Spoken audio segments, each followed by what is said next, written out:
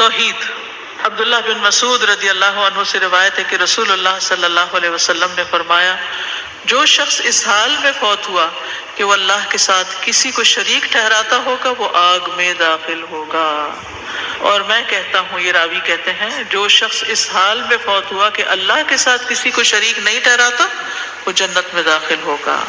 تو یاد رکھیے، شرک سب سے بڑا گناہ ہے، سب سے بڑا ظلم ہے، سب سے غلط اور باطل عمل ہے۔ یہ ایسا گناہ ہے جس کو اللہ تعالیٰ بخشے گا نہیں۔ ہر گناہ جو اس کے علاوہ ہو، جس کے لیے اللہ چاہے گا اس کو بخش دے گا، جس کو چاہے گا جنت میں داخل کر دے گا اور جس کو چاہے گا عذاب دے گا۔ اور اسی طرح اگر کوئی جہنم میں چلا بھی گیا تو سزا بھگتنے کے بعد بھی نکال لیا جائے گا، سوائے شرک کے۔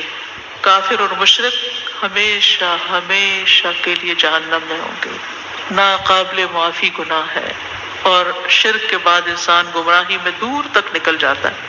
اب شرک سے بچنے کے لیے انتہائی ضروری ہے کہ ان ساری چیزوں کو ہم جانیں جو شرک کی طرف لے جانے والی ہیں، اس کا علم حاصل کرنا چاہیے۔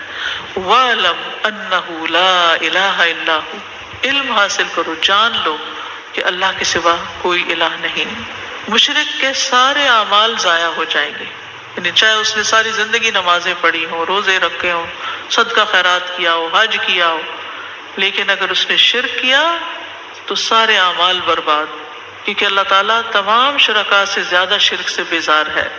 تو شرک سے ڈرتے رہنا چاہیے۔ ابو موسیٰ اشعری سے مروی ہے کہ ایک دن رسول اللہ صلی اللہ علیہ وسلم نے ہمیں خطبہ دیا، فرمایا، اے لوگو، اس شرک سے بچو، کیونکہ اس کی آہٹ چیونٹی کی آہٹ سے بھی ہلکی ہوتی ہے، پتہ ہی نہیں چلتا اور انسان شرک میں مبتلا ہو جاتا ہے، اس سے اور بھی خطرناک ہے۔ اس پر کسی نے پوچھا، یا رسول اللہ صلی اللہ علیہ وسلم، جب اس کی آہٹ چیونٹی کی آہٹ سے بھی ہلکی ہوتی ہے تو پھر ہم اس سے کیسے بچ سکتے ہیں؟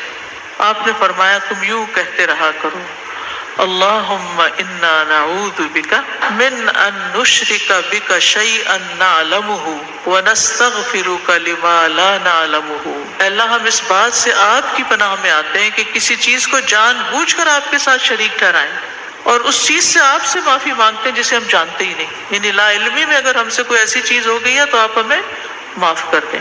اب شرک کی بڑی اقسام ہے دو، ایک شرک اصغر ہے اور ایک شرک اکبر۔ شرک اصغر جو ہے وہ نیت اور ارادے کا شرک ہے، جس کو ریاکاری کہتے ہیں۔ رسول اللہ صلی اللہ علیہ وسلم نے فرمایا، بے شک اللہ تعالیٰ فرماتا ہے، میں سب شریکوں سے بہترین ہوں، جس نے کسی کو میرے عمل میں شریک کیا تو وہ عمل اسی شریک کے لیے، نہیں وہ میرے لیے نہیں ہے۔ پھر اگر لوگوں کو دکھانے کے لیے کر رہے تو پھر وہ لوگ ہی اس کا فائدہ دیں گے تمہیں۔ اے لوگوں، اپنے اعمال کو اللہ کے لیے خالص کر لو، کیونکہ اللہ عز و جل خالص عمل کو ہی قبول کرتا ہے، تو نیت کی خرابی سے عمل قبول ہی نہیں ہوتے۔ اور یہ مت کہو یہ چیز اللہ اور رحم کے لیے ہے، کیونکہ جو چیز رحم کے لیے، رشتہ داری کے لیے دی جاتی ہے، اللہ کا اس میں کچھ حصہ نہیں۔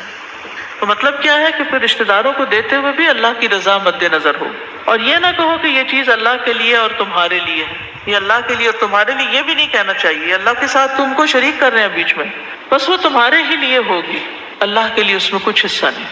یعنی ہم یہ نہیں کر سکتے کہ یہ صدقہ ہم اللہ کے نام پر اور آپ کے نام پر کر رہے ہیں، نہیں، صرف اللہ کے لیے۔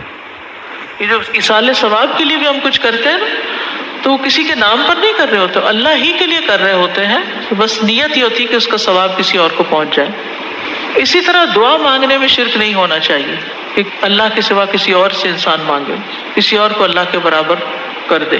پھر اطاعت میں شرک، کہ انسان اللہ کے ساتھ کسی اور کو الہ بنا لے، جیسے نصارہ نے کیا تھا کہ انہوں نے علماء اور درویشوں کو اللہ کے سوا اپنا رب بنا لیا، اور مسیح ابن مریم کو بھی، حالانکہ انہیں حکم دیا گیا تھا کہ اللہ کے سوا کسی کی عبادت نہ کریں، جس کے سوا کوئی الہ نہیں، اور وہ ان چیزوں سے پاک ہے جو وہ شریک ٹھہراتے ہیں۔